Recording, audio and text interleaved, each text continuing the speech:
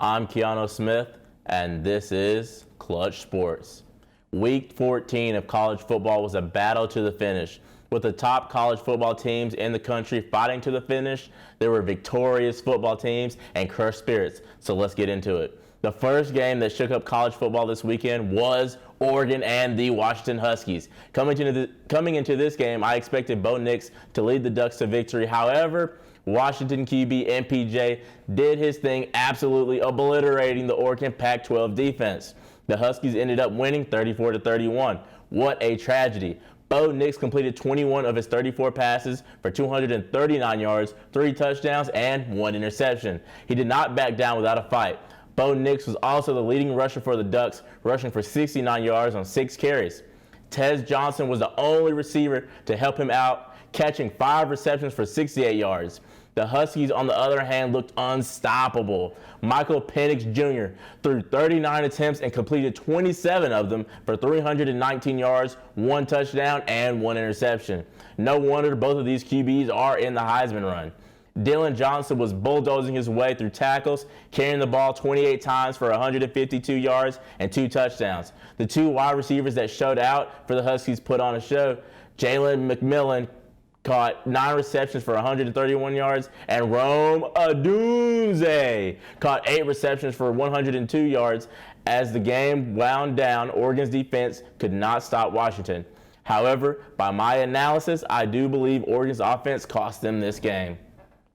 Moving on to Texas and Oklahoma State. What a catastrophe for OSU. Texas devoured them 49-21, which is mind-blowing. Coming into this game, I expected Texas to win this game by far, and that's what they came to do.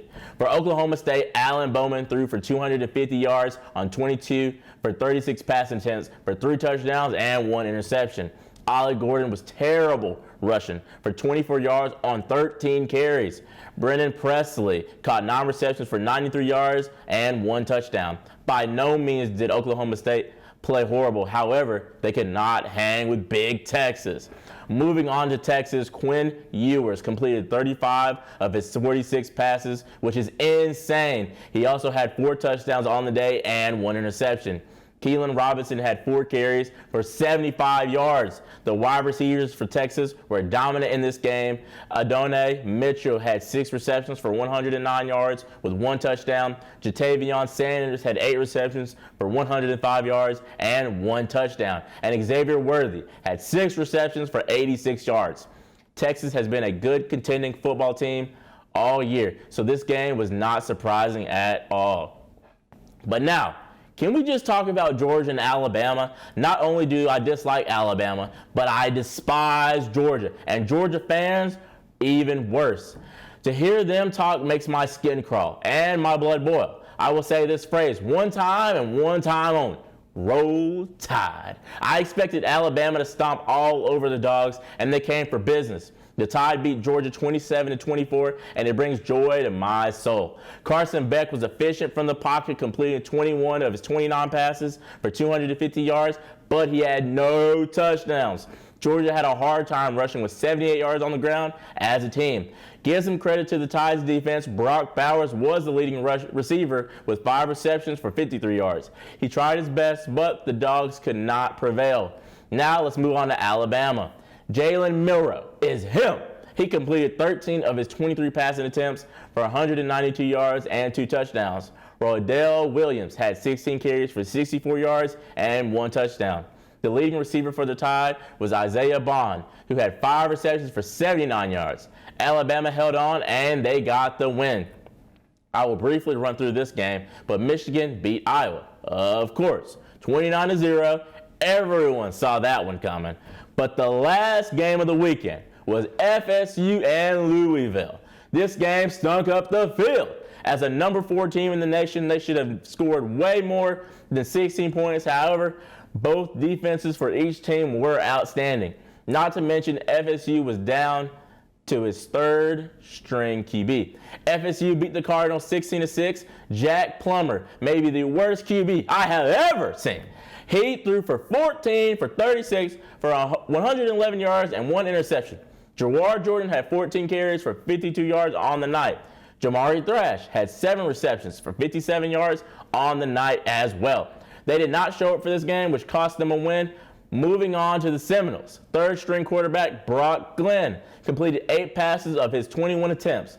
Lawrence Toafili had 10 carries for 118 yards and 1 touchdown. You'd think Johnny Wilson would dominate this game, but he had 2 receptions for 21 yards. Now, the college football rankings are out. The first team is Jim Harbaugh and the Michigan Wolverines. They are undefeated this year, with their most impressive wins being Ohio State and maybe Penn State. Considering their strength of schedule is not the best, let's see how J.J. McCarthy does in these playoffs. Next is the Washington Huskies. Michael Penix Jr. has been deadly all year, with his main star being, once again, Rome Odunze. This team is also undefeated, with its most impressive wins being against its top competitor, the Oregon Ducks.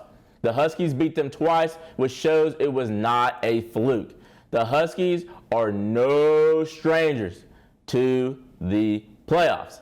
So let's see how this year pans out. But next is Texas. You may be wondering how in the world did they get in?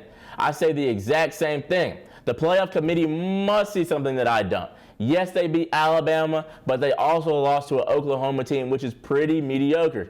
If anything, FSU deserves a spot, but I don't have the credentials to make this decision.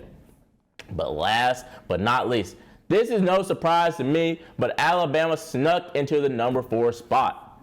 What in tarnation? To jump from number 8 to 4 is wild, especially jumping over FSU and an Ohio State team. Even though they beat Georgia, there's no way they should have got in. But that's my personal opinion. These are going to be some good games, so y'all get ready. That's a wrap for this week's college football news. To stay up to date, make sure to check out my show every week to stay tuned into your favorite sports teams. I'm Keano Smith, and this is Clutch Sports.